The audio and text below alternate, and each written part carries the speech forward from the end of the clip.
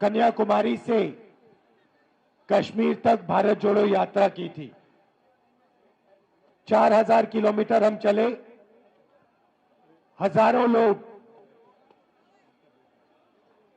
लाखों लोग एक साथ मिलकर भारत जोड़ने के लिए समुंदर से हिमालय की बर्फ तक चले।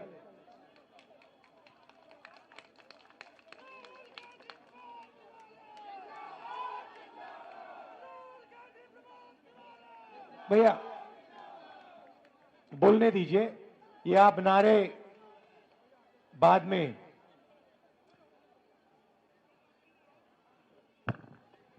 देश में बीजेपी और आरएसएस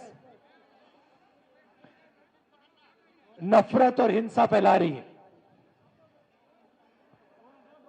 एक धर्म को दूसरे धर्म से लड़ाती है, एक जात को दूसरी जात से लड़ाती है और हिंसा देश में फैलाती है। 4000 किलोमीटर में मैंने हजारों युवाओं से, किसानों से, छोटे व्यापारियों से बात की।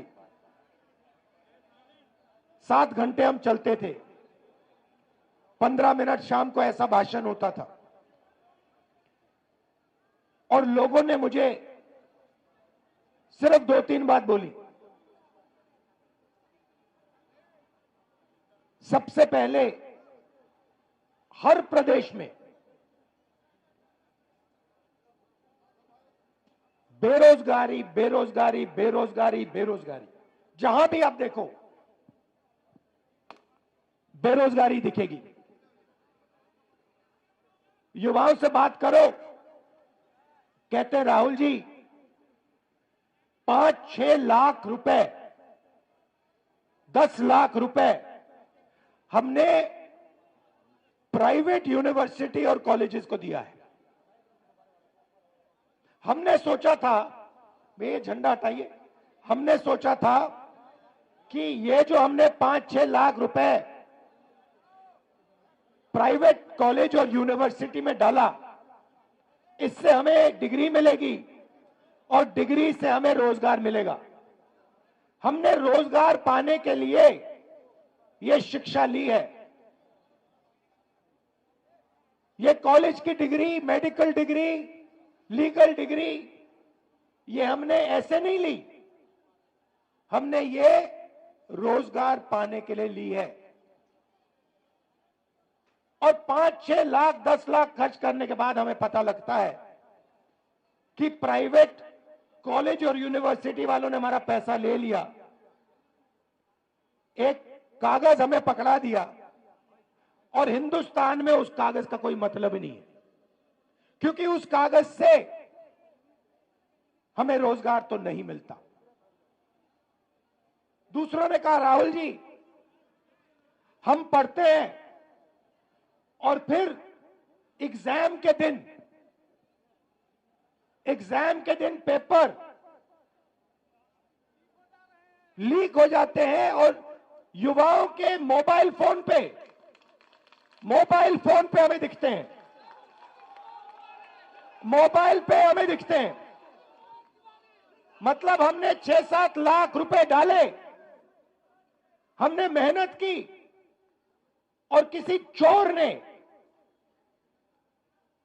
पेपर चुरा के 100% मार्क ले लिए।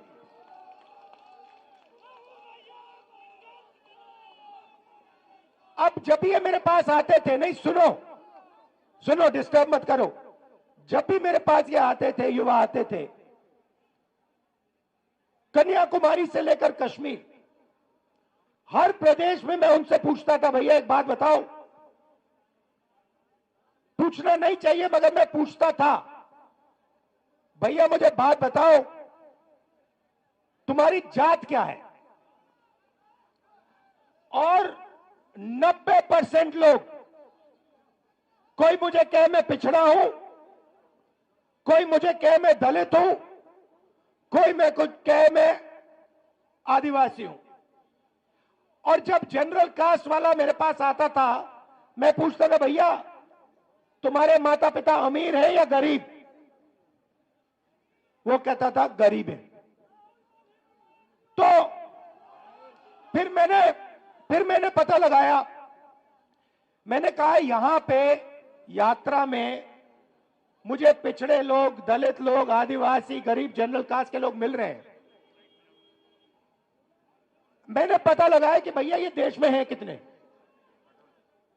ये देश में 10%, 20%, 30%, 40%, 50%, ये है कितने? सड़क पे तो मुझे यही दिख रहे हैं और कोई दिख ही नहीं रहा। पता लगाया, सरकार कहती है हमें नहीं मालूम। मैंने कहा आपको कैसे नहीं मालूम? सरकार कहती है हमें नहीं मालूम। मैंने पूछा पिछड़े कितने हैं हिंदुस्तान में? हमें नहीं मालूम। दलित कितने हैं हिंदुस्तान में? हमें नहीं मालूम। आदिवासी कितने हैं? हमें नहीं मालूम। जनरल कास्ट के गरीब कितने हैं? हमें नहीं मालूम।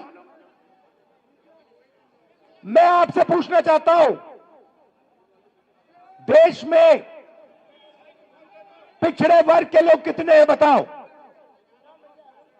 बताओ कितने हैं? 50%। आपका नाम क्या है? पूरा नाम? गोविंद सिंह जाटव जी। पिछड़ी जात के 50% आपने कहा, ठीक है। दलित कितने? 15%। आदिवासी कितने? 8%। 50, 15 और 8 कितना हुआ?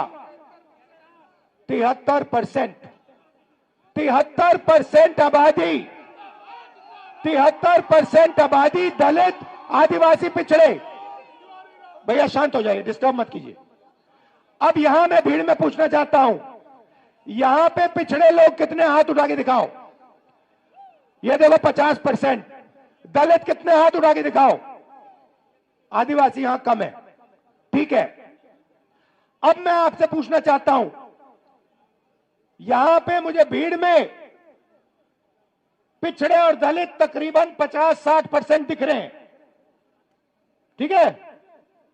अब मैं आपसे पूछना चाहता हूं, हिंदुस्तान की सबसे बड़ी कंपनियों में मैंने मालिकों की लिस्ट निकाली है। 200 सबसे बड़ी कंपनियों की लिस्ट में दलित, आदिवासी, पिछड़े कितने? कितने? 60% नहीं है। मालिकों में मैंने लिस्ट निकाली है, 200 कंपनियों के मालिक में ना एक दलित, ना आदिवासी, ना पिछड़ा। फिर मैंने क्या किया? फिर मैंने कहा ठीक है भैया, ये देश के दलित हैं, आदिवासी हैं, पिछड़े हैं, ये मालिक नहीं बनना चाहते। तो मैंने पता लगाया मैनेजमेंट में कितने लोग हैं। सीनियर मैनेजमेंट में दलित, आदिवासी, पिछड़े 73% के कितने? बोलो बोलो। 0, एक नहीं है। तो जब आप प्राइवेट अस्पताल में जाते हो, यहां पे किसी का पैर टूटा, जब आप प्राइवेट अस्पताल में गए, आपने पैसा दिया, आपने प्राइवेट कॉलेज में पढ़ाई की, जब आपने प्राइवेट कॉलेज, यूनिवर्सिटी में आपने पैसा दिया, आपने किसको दिया? आपने ना दलित को दिया, ना आदिवासी को दिया, ना पिछड़े को दिया, और ना अपने जनरल कास्ट के गरीब व्यक्ति को दिया। मतलब आपकी जेब में से पैसा निकल रहा है और 2-3% लोगों के जेब में जा रहा है। उन 2-3% में ना गरीब जनरल कास्ट का कोई है, ना आदिवासी है, ना दलित है, ना पिछड़ा है। अब सुनिए, अब आप कहोगे मुझे, देखो हम दलित हैं, हम आदिवासी हैं, हम पिछड़े हैं, आप हमारे लिए सपना देख रहे हो, आप चाहते हो कि कॉर्पोरेट हिंदुस्तान में हम भी जाएं, मगर हम में इस सपने को देखने का दम नहीं है। आप कह सकते हो कि हमने हार मान ली, राहुल गांधी ये सपना देख रहा है, मगर हम में वो क्षमता नहीं है, हम में वो दम नहीं है, हम में वो कॉन्फिडेंस नहीं है कि हम हिंदुस्तान की सबसे बड़ी कंपनियों के मालिक बने। आप कह सकते हो, मैं मानूंगा नहीं, मगर आप कह सकते हो। तो फिर चलो, आप कंपनियों में नहीं हो तो फिर मुझे बताओ, मीडिया में आपके कितने लोग, मीडिया में आपके कितने लोग? अब देखो मैडम, आपका नाम क्या है? हाँ, पूरा नाम? हाँ, नीति तनेजा जी हैं, मीडिया की हैं, ठीक है, ये न्यूज तक कंपनी है। आपका नाम क्या है? पूरा नाम क्या है? रक्षा जी, अभी वहां आऊंगा। अब देखिए, यहां पे माइक सेल फोन पकड़ी रक्षा यादव है, दिशा यादव, और ये दिशा यादव जो है, ये हिंदुस्तान की सबसे बड़ी मीडिया कंपनी की मालिक कभी नहीं बन सकती है, क्योंकि इसके नाम के पीछे यादव शब्द है। ये नहीं बन सकती है। ये कितना भी पसीना दे दे अपना, कितना भी खून दे दे अपना, ये पिछड़े वर्ग की है, ये हिंदुस्तान की मीडिया कंपनी की मालिक नहीं बन सकती है। ऐसे ही यह लड़की, ये दिन भर कैमरा लिए घूमेगी, 24 घंटा कैमरा लिए घूमेगी, मगर जो इसके मालिक इसे कहेंगे वो इसको दिखाना पड़ेगा। जो ये दिखाना चाहती है वो नहीं दिखाया जाएगा। क्यों? क्योंकि ये पिछड़े वर्ग की है। मीडिया में आपका कोई मालिक नहीं, सीनियर मैनेजमेंट में, बड़े पत्रकारों में आपका एक आदमी नहीं। अब मैं कहता हूं ठीक है, पिछड़े लोग के, दलित आदिवासी लोग मीडिया में भी नहीं जाना चाहते। चलो मीडिया छोड़ो, प्राइवेट अस्पताल छोड़ो, प्राइवेट यूनिवर्सिटी कॉलेज छोड़ो, मुझे हाई कोर्ट का बता दो। हाई कोर्ट में दलित आदिवासी पिछड़े कितने हैं बताओ? चुप हो गए, दम नहीं है आप में, आप सोए हुए हो। 650 हाई कोर्ट के जज हैं, 73% आप लोगों की आबादी है, 100 जज 73% के पास, और वो भी छोटे छोटे। चलो आप मुझे कहोगे हिंदुस्तान में 73% को ना कॉर्पोरेट हिंदुस्तान में जगह चाहिए, ना मीडिया में जगह चाहिए, ना कोर्ट्स में जगह चाहिए, तो फिर मैं आपसे कहता हूं ठीक है, बताओ हिंदुस्तान के ब्यूरोक्रेट्स में आपके कितने लोग? 90 लोग हिंदुस्तान की सरकार को चलाते हैं। ये नरेंद्र मोदी को वहां पे बैठा रखा है, ये हिंदुस्तान नहीं चलाता। नरेंद्र मोदी के पास 90 लोग बैठे हैं, समझे? बजट बढ़ता है तो ये 90 लोग डिसाइड करते हैं कहां पैसा जाएगा। आपके प्रधानमंत्री को इन चीजों के बारे में समझ नहीं है, उनको नहीं मालूम कि बजट कैसे बनता है, पैसा कहां कैसे जाता है। उनको भाषण देना जानते, वो भाषण देना जानते हैं, वो नफरत फैलाना जानते हैं, भाषण देना चाहते हैं, इसलिए उनको वहां बैठाया गया है। बैठाया किसने? अदानी ने, अंबानी ने, इन लोगों ने।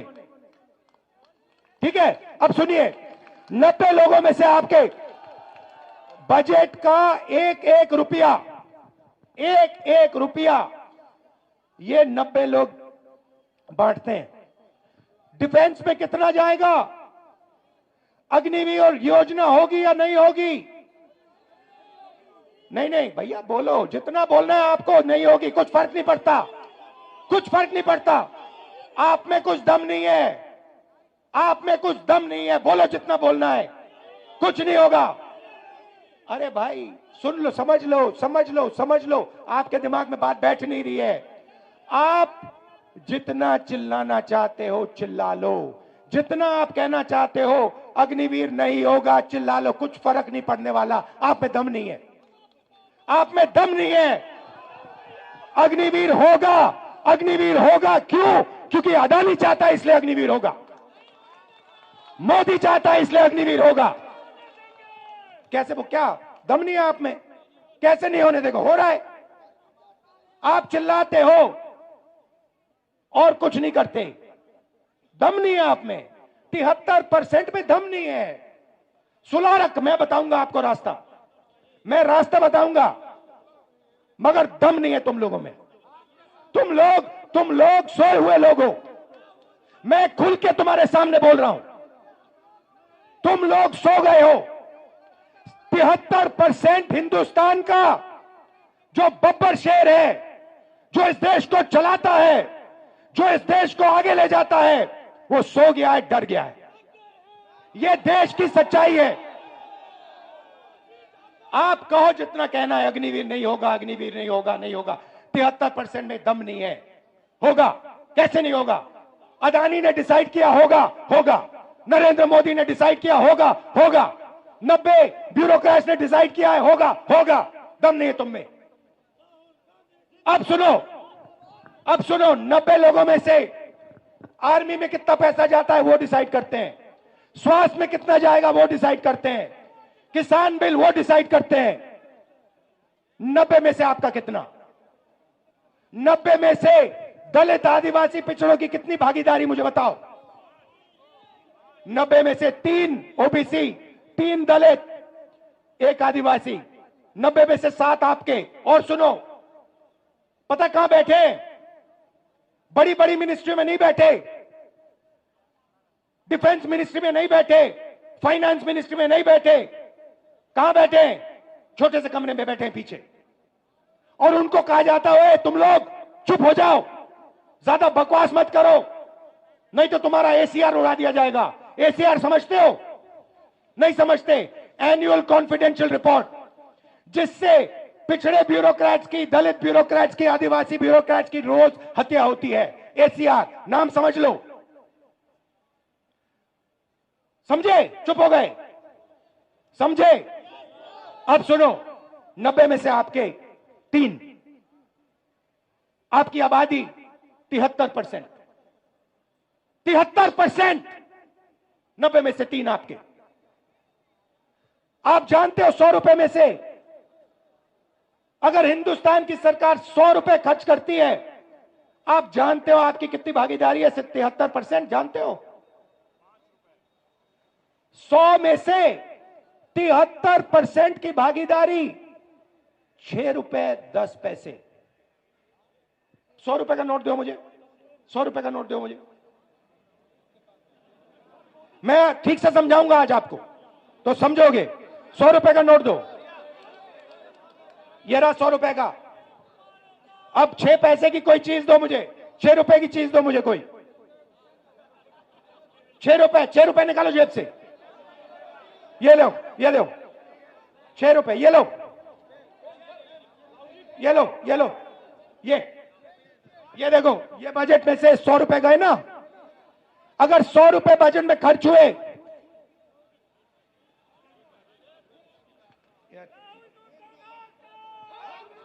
ये है आपका। ये लो, देखो, अच्छी तरह देखो, अच्छी तरह देखो इसको। ये है तुम्हारी भागीदारी। ये कम है, इसको तुम्हें उठा के फेंक देना चाहिए। 6 रुपए 10 पैसे की भागीदारी है तुम लोगों की। अन्याय है ये। हर रोज तुम्हारे साथ अन्याय हो रहा है। ये लो 100 रुपए। अच्छा अब सुनो, अब सुनो, राम मंदिर का आपने इनॉग्रेशन देखा? देखा? सबने देखा? मुझे बताओ, उसमें आपको अदानी दिखा? दिखा? उसका चेहरा देखा? अंबानी का चेहरा देखा? अमिताभ बच्चन का देखा? ऐश्वर्या राय का देखा? कोहली का देखा? किसी किसान का देखा? किसी मजदूर का देखा? किसी गरीब का देखा? हिंदुस्तान की राष्ट्रपति आदिवासी है। हिंदुस्तान की राष्ट्रपति आदिवासी है। उसका आपने राम मंदिर में चेहरा देखा? क्यों नहीं देखा? क्यों नहीं देखा? किसी दलित का आपने मंदिर में चेहरा देखा? किसी पिछड़े का आपने मंदिर में चेहरा देखा? तो फिर अब मैं आपको बताता हूं, आपने नरेंद्र मोदी का चेहरा देखा। आप कहोगे नरेंद्र मोदी पिछड़े वर्ग का आदमी है, और मैं आपको बताता हूं, नरेंद्र मोदी जब पैदा हुए गुजरात में वो जनरल कास्ट के आदमी थे। गुजरात में 2000 में उनकी जात, घांची जात को ओबीसी में डाला गया था। नरेंद्र मोदी ओबीसी नहीं है, नरेंद्र मोदी जनरल कास्ट के हैं, और नरेंद्र मोदी जनरल कास्ट के गरीब लोगों की भी देखभाल नहीं करते। तो यह मैं आपसे कहना चाहता था। मैं आपसे सिर्फ यह कह रहा हूं, आप अगर नहीं जगोगे, अगर आप अपना हक नहीं लोगे, भूखे मर जाओगे। आपके जो बच्चे हैं ना, मैंने देखा वाराणसी में, रात को मैंने देखा शराब पिए सड़क पे लेटे हुए थे। शराब पिए सड़क पे लेटे हुए थे। डिप्रेशन में है, जानते हैं कि भैया कुछ नहीं होने वाला यहां पे। अब सुनो, अब बात समझो। रास्ता आपने मुझसे पूछा, मैं आपको बताता हूं। सबसे पहले एक ही सवाल आपको अपने आप से पूछना है, ठीक है? सवाल क्या बताओ? मुझे आज, जब आप सुबह उठोगे, चाहे आप किसान हो, मजदूर हो, बेरोजगार हो, आपको अपने आप से एक सवाल पूछना है, और इस बात को आप गहरी तरीके से समझिए, गहराई से समझिए। आपको सुबह उठ के कहना है, ये जो सोने की चिड़िया है, जिसको हम भारत माता कहते हैं, पूरी दुनिया में इसको सोने की चिड़िया कहा जाता है, इस सोने की चिड़िया में से मुझे आज कितना सोना मिला? बस यही सवाल है। आप सुबह उठो, आप किसान हो, आप कहो कि मैंने भारत माता के लिए आज अपना खून पसीना दिया, मेरी माता ने आज मुझे कितना पैसा दिया? यही सवाल है, और कोई सवाल नहीं। अब समझाता हूं आपको। सबसे पहला काम गिनती का काम है। सबसे पहले देश को बताना है दलित, पिछड़े, आदिवासी इस देश में कितने हैं। उसका तरीका जाति जनगणना है। अब उसके बाद मैं आपको रास्ता बता रहा हूं। मैं क्रांतिकारी बात कर रहा हूं स्टेज पे। ये आपको हिंदुस्तान के टेलीविजन पे नहीं दिखेगी, क्योंकि टेलीविजन अदानी का है। पहला कदम होगा जाति जनगणना। उसमें जनरल कास्ट के कितने गरीब हैं, बैकवर्ड कितने हैं, दलित कितने हैं, आदिवासी कितने हैं। उसके बाद जाति जनगणना के साथ इकोनॉमिक, आर्थिक सर्वे।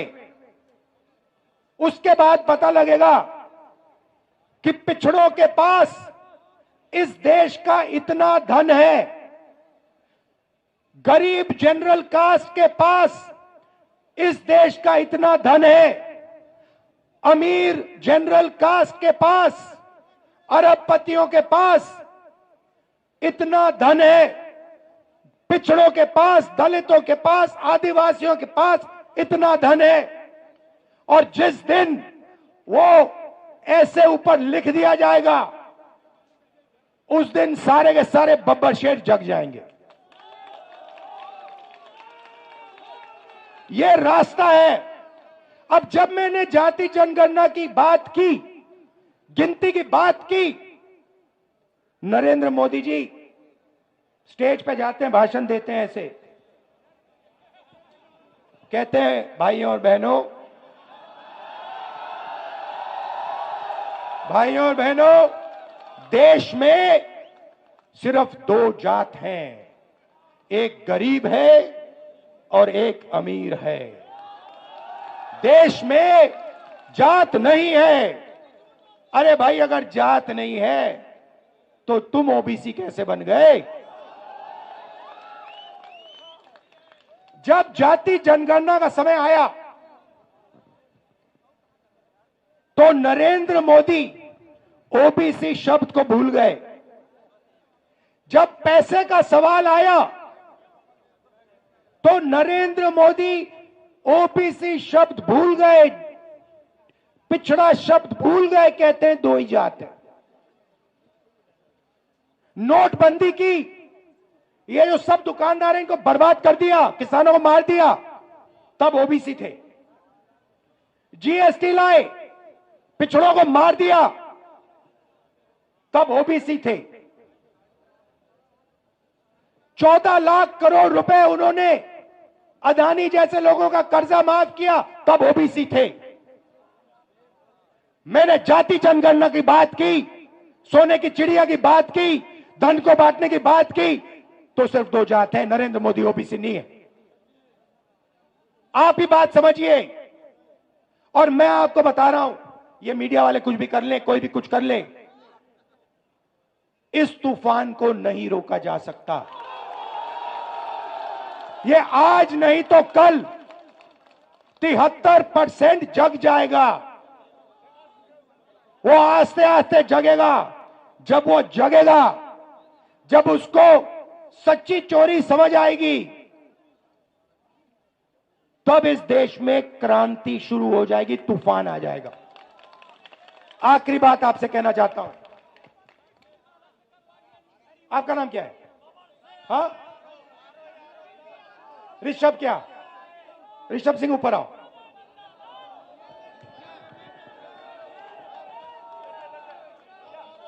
आओ, ऋषभ सिंह को ऊपर लाओ। अब मैं आपको हिंदुस्तान की राजनीति, ये पूरा का पूरा ड्रामा जो चल रहा है, 1 मिनट में समझाने जा रहा हूं। ये है ऋषभ सिंह, अच्छी तरह देखो इसको, ठीक है? अब मान लो मैं ऋषभ सिंह, हम सब ऋषभ सिंह का जेब काटना चाहते हैं। मान लो ये तो सिक्योरिटी वाले हैं। मान लो यहां पे लोगों ने मन बना लिया इसकी जेब काटनी है। पहला काम क्या करेंगे? पहला काम कहेंगे, वो ऋषभ उधर देख, उधर देख, वो देख पाकिस्तान, उधर देख, ओए इधर देख, वो देख अमिताभ बच्चन, उधर देख, ओए वो देख ऐश्वर्या राय, ओए उधर देख, वो एक क्रिकेट। पहला काम ये है। फिर ऋषभ सिंह उधर देखेगा, उधर देखो, ये पीछे से बंदा आएगा, जेब काट लेगा, ठीक है? इसका नाम अदानी। वो जो ये कर रहा है उसका नाम मोदी। और तीसरा यहां पे एक बंदा खड़ा रहेगा, भैया एक मुझे एक डंडा देना जरा। हाँ ये दो, डंडा दो। और तीसरा यहां पे एक पीछे होगा, एक पीछे होगा, वो अदानी। एक मोदी कहेगा इधर उधर देखो। और ये तीसरा यहां पे डंडा लिए खड़ा होगा, ऐसे ऐसे ऐसे डंडा लिए खड़ा होगा। अगर किसी ने उल्टी सीधी बात की तो डंडा। Amit Shah, ED, CBI, income tax, police, ये सब। मैं काशी मंदिर गया, बात समझो आप। मैं काशी मंदिर गया, मैं शिव को मानता हूं। मैं काशी मंदिर गया, वहां पे पुलिस वालों ने क्या किया? वहां पे पुलिस वालों ने क्या किया? सारे मोबाइल फोन हटा दिए, सारे मोबाइल फोन हटा दिए। एक मोबाइल फोन अंदर नहीं आने दिया। क्यों? क्योंकि वो नहीं चाहते कि राहुल गांधी की शिव मंदिर के अंदर फोटो दिख जाए। उसके बाद वाराणसी में सारा का सारा सेलफोन का जो नेटवर्क है उसको डाउन कर दिया। लोग मतलब वीडियो ले रहे हैं, वो वीडियो ना फैलाएं। आप देख लेना, ये जो मैंने भाषण दिया ना, मीडिया में नहीं दिखेगा, आपको दिख नहीं सकता। ये सोशल मीडिया में फैलाओ आप, सोशल मीडिया में दिखेगा, मीडिया में नहीं दिखा। अच्छा, सोशल मीडिया को भी वो अमेरिका से कंट्रोल कर रखा है। तो ये मैं आज आपसे कहने आया था, मेरा काम 73% को हिंदुस्तान की सोने की चिड़िया का धन दिलवाने का है। धन्यवाद। और धन्यवाद ऋषभ जी, नमस्कार, जय हिंद, भारत जोड़ो, जोर से भारत जोड़ो, भारत जोड़ो, भारत जोड़ो। नफरत के बाजार में मोहब्बत की दुकान खोलो।